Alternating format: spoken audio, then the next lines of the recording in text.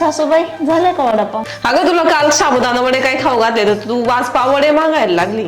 माझे गुडघे दुखात आहे, सकाळचं काम करून राहिले मी बनवणार नाही वडे बिडे, तुझ्या नवऱ्याला आणायला सांग. तुमच्या मुलीने मागितले असते तर काही काही बनवून दिले असते.